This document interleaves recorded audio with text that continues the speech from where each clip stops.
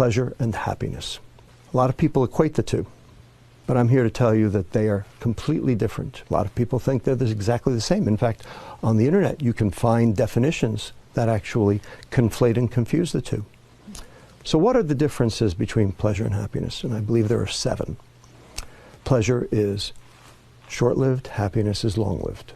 Pleasure is visceral, happiness is ethereal. Pleasure is taking, happiness is giving. Pleasure can be achieved with substances, happiness cannot be achieved with substances. Pleasure is experienced alone, happiness is experienced in social groups.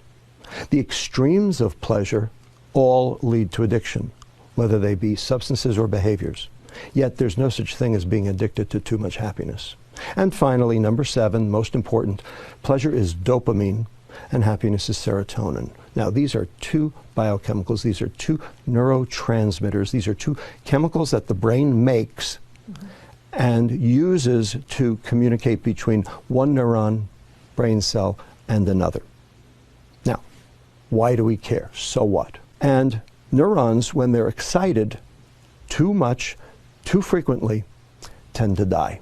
So the neuron has a defense mechanism against that.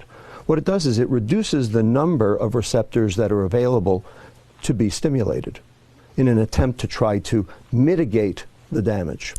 Now, there's one thing that downregulates serotonin: dopamine. So the more pleasure you seek, the more unhappy you get. Have very specifically and in a coordinated fashion confused and conflated the term happiness with the term pleasure, so that you can buy happiness, so that they can sell you their junk. It's called the American economy, and it's based on hedonic substances that drive pleasure rather than happiness. And in the process, we have become most decidedly unhappy.